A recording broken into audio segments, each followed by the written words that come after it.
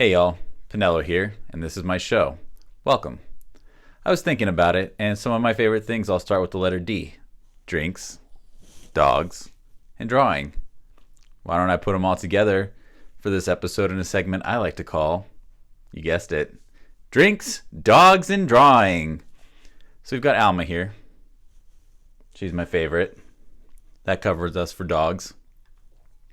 You'll be hanging out with me while I assemble Krampuskarten from one of my drawings and talk about Krampus, so that checks that box. The drawing one, not the Krampus one. I don't have a Krampus box. That's just a bonus. What do we have left? Oh yes, drinks. Today's menu features a holiday twist on a classic cocktail. We'll be sipping on an eggnog White Russian. A White Russian is composed of 3 simple ingredients: cream, vodka, and a coffee liqueur like Kahlua, served over ice in a Manhattan glass. I don't have any of those things. I mean, I have ice, like that button works on my fridge, but the rest, Oh yeah, I do have vodka, kind of a key ingredient.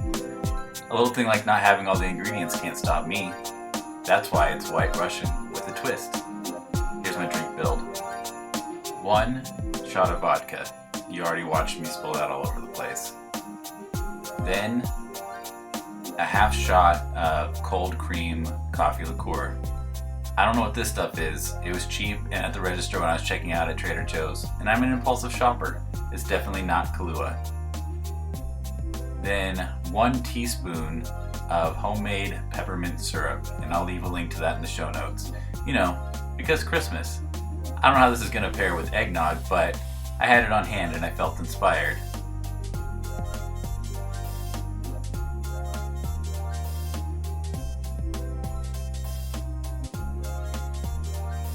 I took a really long time building this drink. Hang in there with me, guys. We'll get to the last step here in a second.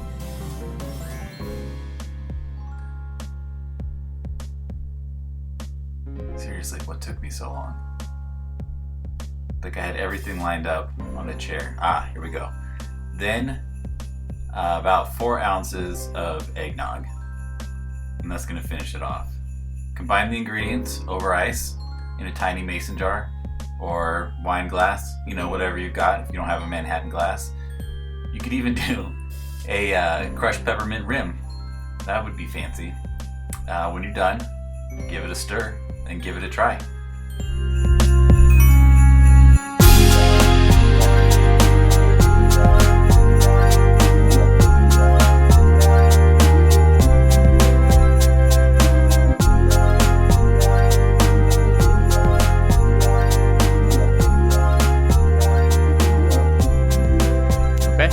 See how it turned out.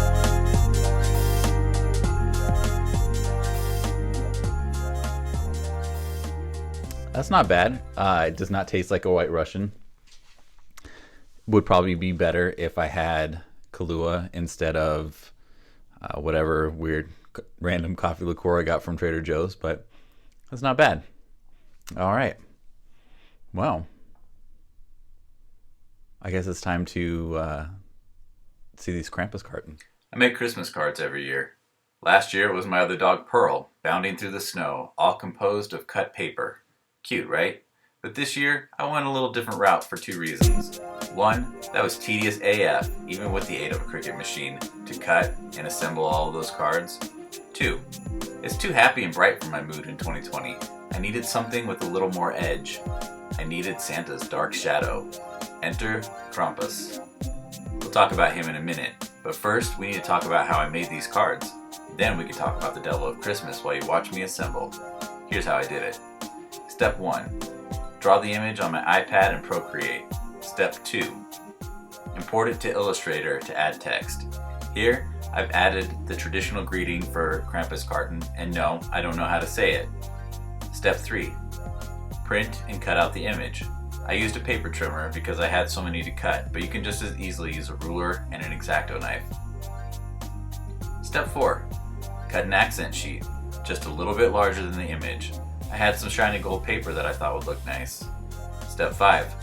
Cut cardstock that when folded will be slightly larger than the accent sheet. I used black.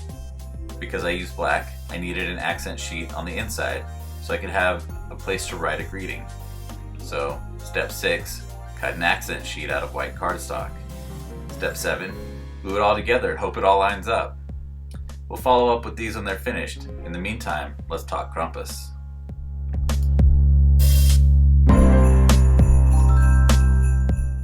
I'll be honest, I'd never heard of Krampus until a few years ago, and all I really knew about him was that he was the horror version of Santa, which as it turns out is not actually true. The Krampus legend comes from regions around Hungary, Austria, Bavaria, northern Italy, some other places, where he's regarded as a companion of St. Nicholas, where St. Nicholas gets to deal with good children, maybe leave a penny or orange in their shoe. Krampus handles the bad children. And when you hear what he does, you'll realize that jolly old St. Nick needs to step up his game. The reward for being good needs to be equal to the punishment for being bad. That's just me though. Maybe you're cool with getting an orange in your shoe when other kids are getting dragged straight to hell, because that's what Krampus does to the bad kids. I guess it would be a relief though. You go to bed worried that you'll wake up in hell, then you get up the next morning, check your shoe, there's an orange. A sweet sign that for the next 365 days your soul is safe from the burning flames of hell. Bet that shoe orange tastes pretty good right about then. In addition to dragging children to hell, he has a bundle of birch sticks which he uses to beat the children, and a basket or a sack to carry them off in. If he's hungry, he'll just eat them alive. Gruesome. There's some basic things about his appearance that you should know. You know, in case you're confronted by a demon and you're like, okay, is this Krampus or is this somebody else I have to worry about? No Krampus by these signs. He has shaggy hair, usually brown or black, goat legs with cloven hooves, claws on his hands, a long tongue, and goat horns. Now that I think about it, he sounds like another character from folklore, one a lot less scary. I'm talking about Pan from Greek mythology. Pan is a pastoral, peaceful god of wild places, who was widely worshipped in the times of the ancient Greeks. He's got a human top half, a furry goat lower half, and horns on his head. Gods and spirits who looked like Pan were probably common all across Europe at the time. The Romans had fauns in their mythology, which are a direct adaptation of Pan. The Celts had a humanoid god with antlers named Cernunnos. Unfortunately, much of what the pagan people of the Alps believed has been lost to history, so we can't know for sure, but they probably worshipped or had reverence for some kind of mythological goat creature.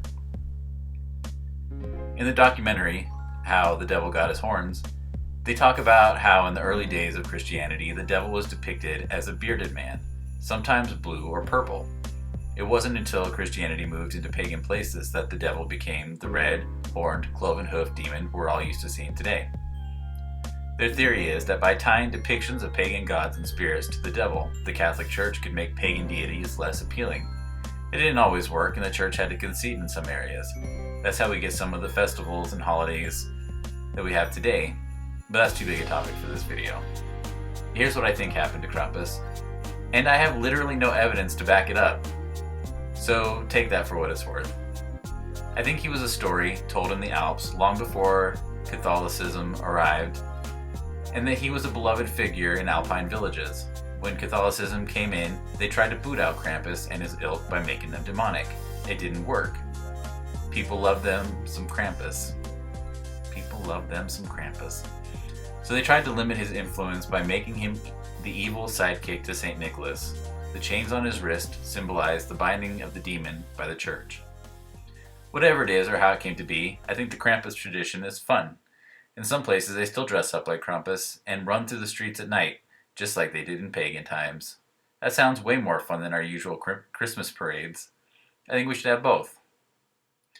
Y'all, that's all I have for you. I hope you try an eggnog white Russian, pet a dog, and go learn some more about Krampus. I barely scratched the surface. If you want to see more of my work, you can go to hellopinello.com, where I serialize my fantasy comic Thunderbite, as well as share other art. You can find me on Instagram at hellopinello, Patreon at patreon.com/hellopinello, and I stream my drawing 3 days a week at twitch.tv/hellopinello. You can even look me up on Goodreads if you're into that. Thank you so much for watching, and I will see you next time I get around to making one of these. Bye.